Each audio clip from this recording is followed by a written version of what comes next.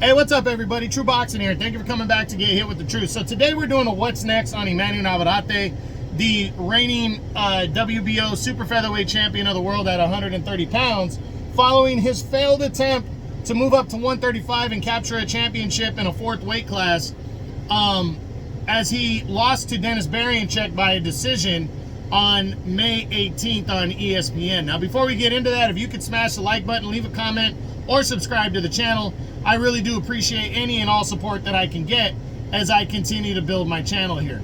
So, Navarrette, following the loss, wasn't quite sure what he was going to do. It was a tough loss for him. He was disappointed, but he fought his ass off. Do I think he can compete at 135? Yes. But losing to Berinchyk, I'm hoping that this kind of humbles him and shows him that he's got some good options here at 130 to possibly go after undisputed.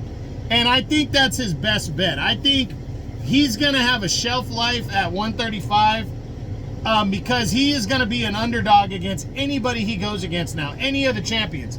Even if he puts himself in line for one of the other champions, he's going to have to win another fight, maybe two now, before one of the champions is going to want to fight him.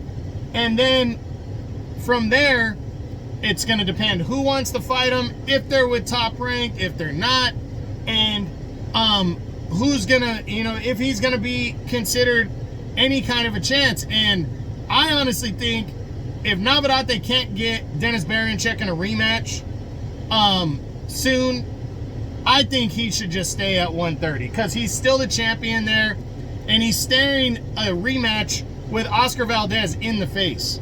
So let's run through 130 and see what possibly could be next for him. But there really isn't an option. It's Oscar Valdez. He has to fight Oscar Valdez if he's going to stay at 130 and hold on to his belt. He's going to have to fight him in a rematch. So that's awesome. Let's go. What could happen after that, though? If him and Valdez do fight, one, if he doesn't return to 130, he's giving up his belt.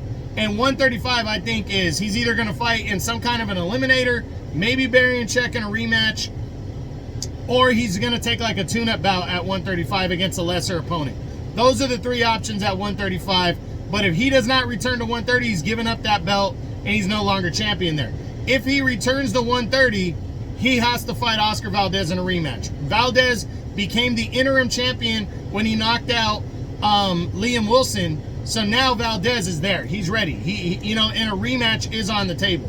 So Navarrete's, the rest of his year, if he comes back down to 130, is a showdown with Oscar Valdez. And then after that, that's a mandatory fight. He's staring a unification bout, something he's never done. He's never unified belts in the three weight classes he's been champion in.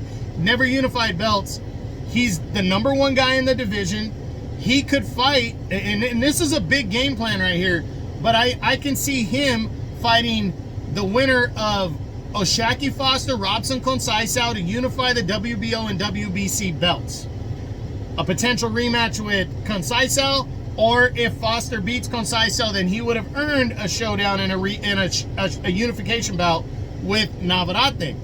So then he's got two belts, early next year, and then he's rolling into the second half, possibly on the hunt for a third title. Whoever comes out of Lee Wood, Josh Warrington, Anthony Cacace, Eduardo Nunez, the IBF situation right there. And then the WBA situation is Lamont Roach Jr.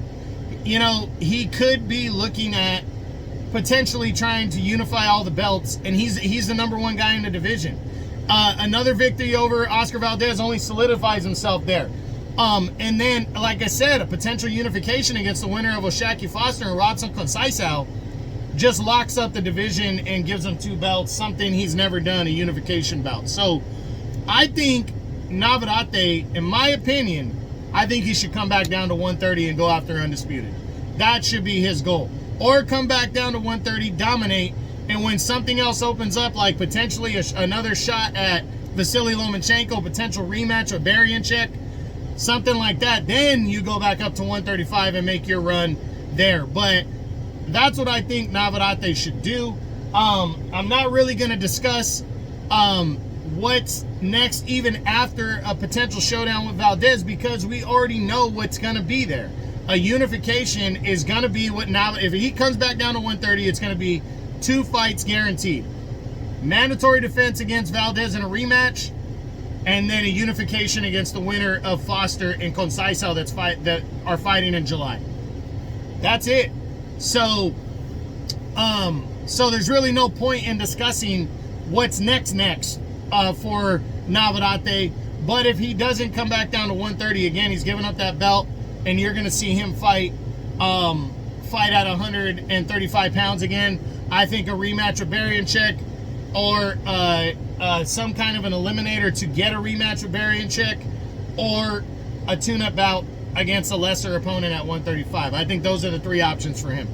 So we'll see what happens, but that's it. That's what I got. That's my what's next on the reigning WBO super featherweight champion of the world at 130 pounds, Emanuel Navarrette, following his loss to Denys Berinchyk. Hope you enjoyed the video. If you did, smash the like button, leave a comment, or subscribe to the channel. I appreciate any and all support. This is True Boxing. You've been hit with the truth.